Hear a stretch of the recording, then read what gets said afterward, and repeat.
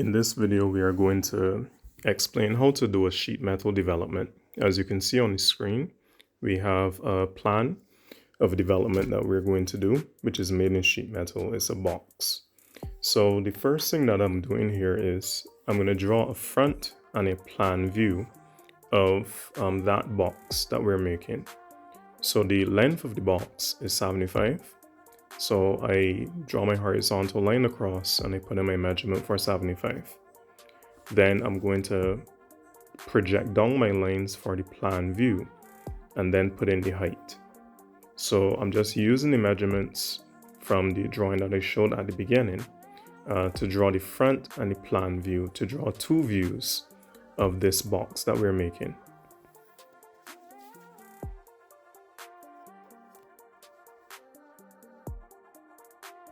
The height is 30, so I am going to mark my 30, but then there's a little lip at the top, which is 3. So I just marked a measurement of 30, but also I marked 33. So I'll draw across those two lines, the 30 line and also the 33 millimeter line. The reason for this is that you want to have a lip that is closed at the top of the material so that your fingers or your hands, you wouldn't be cut when you're handling the box. So I'm just completing this front view by darkening up the edges.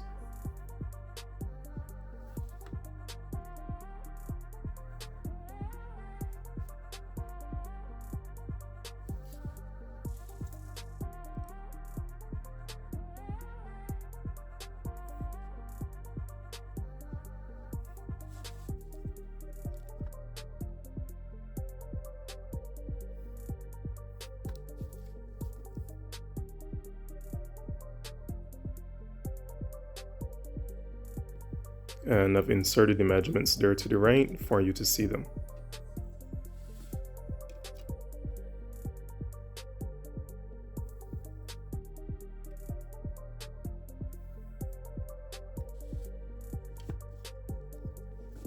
So as I drew the plan view, the view that I'm drawing here now is the plan view. Just below it, I have projected down the lines, but I've also drawn them across. So the measurement of the plan view here is 50. So as I move the camera a little, this measurement going downwards is 50. So I line it up 0 to 5 and I draw my line across. I'll make a rectangle here because when I look down at this box, when I look at the plan view of the box, it's going to look like a rectangle. So I darken up the outer lines, I darken up the edges, and then we go from there.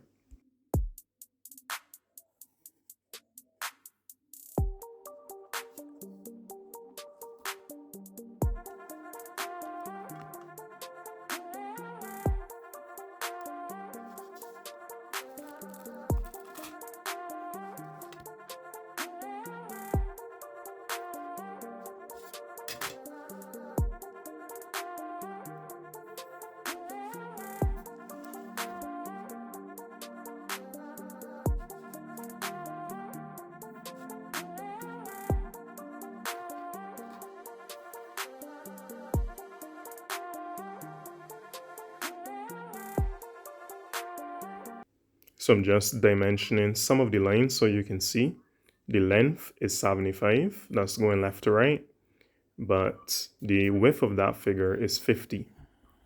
And we have some measurements in the front. Now an important thing here is to label your points. And I'm labeling the corners of the plan view A, B, C, D. Now those lines project upwards because remember, even though we're drawing two views, it's of the same box. So A and B line up with A and B above. C and D line up with C and D above. So I'm just inserting the letters because they will be very important for us to complete our drawing going forward. So now that I have my front and my plan view of the figure, I want to make my development. So I've made some space to the right and I'm going to project across the plan view. So I'm actually going to project the plan view across to the right and I'm going to redraw it at the same measurements.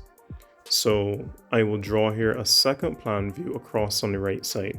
And the reason for this is I am going to use that to make my development. So the same measurement 75 and the same measurement 50, I would transfer those across to the right side.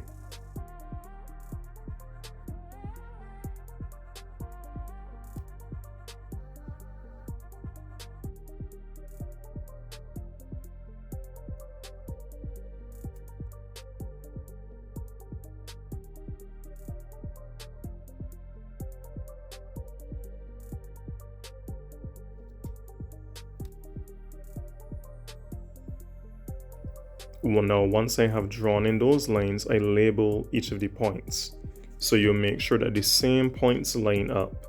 A comes across and it meets A in the other view, and I will mark those in my new plan view, which is over to the right side. So the thing about a development is that you redraw your views, but you understand that you have to draw each side of the figure.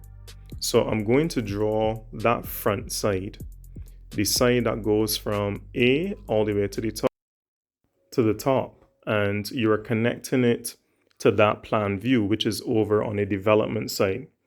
So what we're basically doing is we're connecting the front view to the plan view and transferring the measurements, the same 30 and the same 3 millimeters.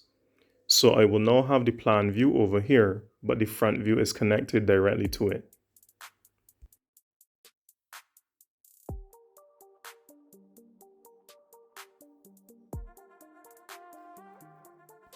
So now we have completed the front and the plan. There's another side here that we need to take a look at. At this point, I'm just making sure that my points align. But you're going to realize that this shape has more sides, and that's what we're missing.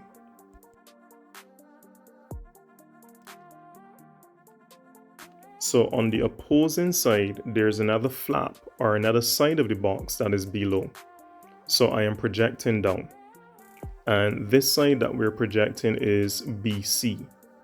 So for that line, for that side BC, we're going to measure our same 30 going down and our 33. So the thing about the box is, if you think about the sides, we have the base of the box, we have the right side of the box, and now we're making the left side or the left flap.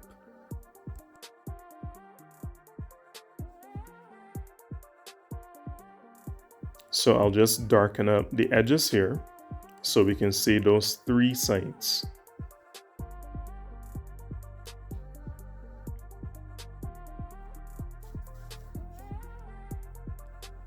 So let's check our sides. We have our line from A to D, which is on the base, D to C, C to B, and B to A.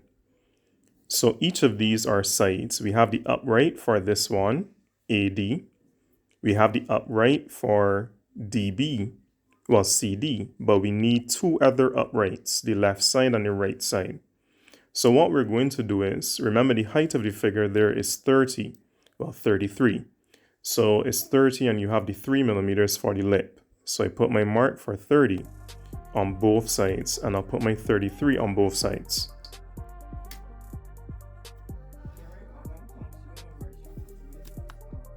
Okay.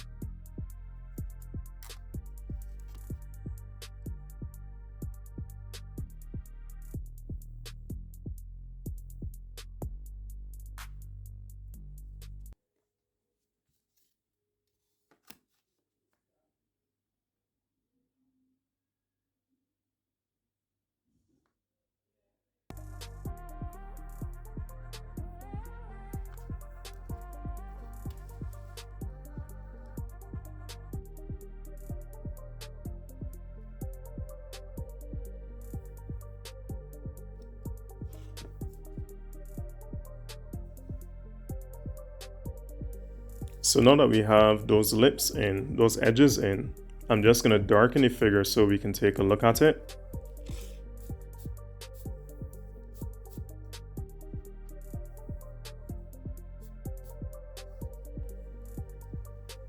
So we now have the base of the box. We have our left side, our right side, the top and the bottom. So we have our sides going across. Now the thing is that when we make a development, you need to be able to connect the sheet metal together. So we need a flap.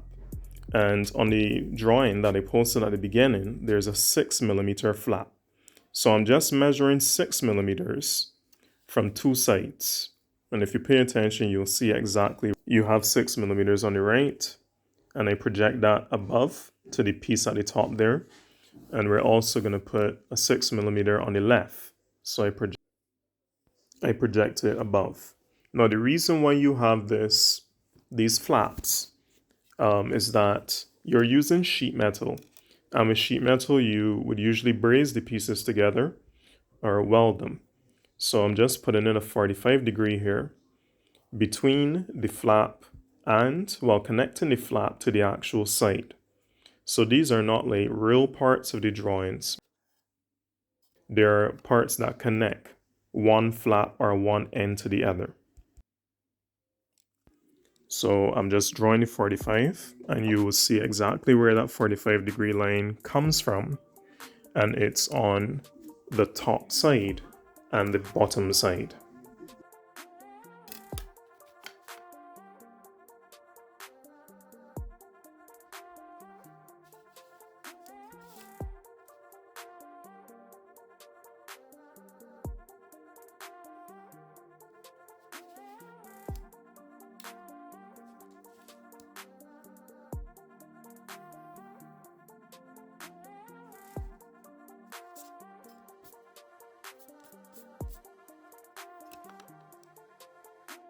So at this point, I'll just darken up the figure so you can see exactly what the full figure looks like while I draw in those 45 degree flaps.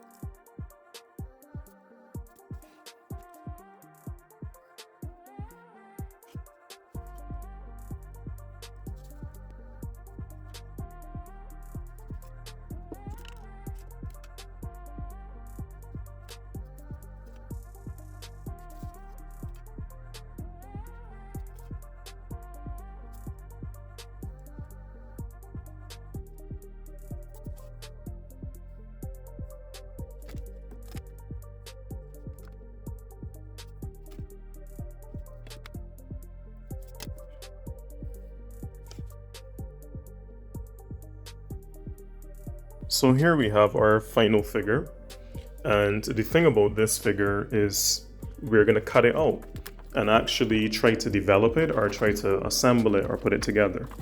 So when you look at your roll of toilet paper, that is the development of a cylinder. But since you're making this out of sheet metal, as I said before, you would actually braze it or weld it, but you will need to cut it out of the sheet metal first. So once you have your drawing on the metal, you will then cut it and put it together.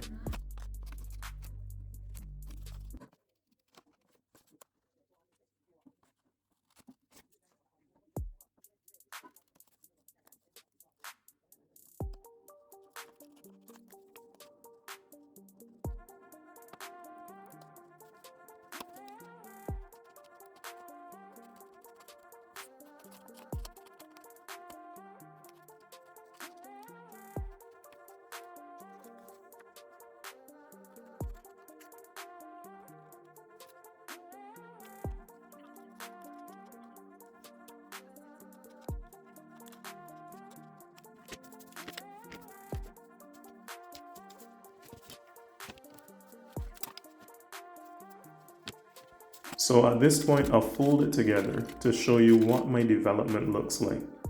And remember, if you're using sheet metal, you will fold the pieces as well, but you will braze or weld them. By using paper, I can just fold the pieces, but I will need glue to put them together.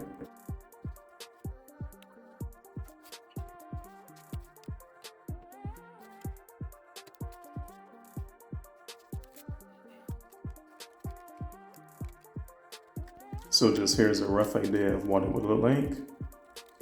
You would use something to stick it, and that's your development.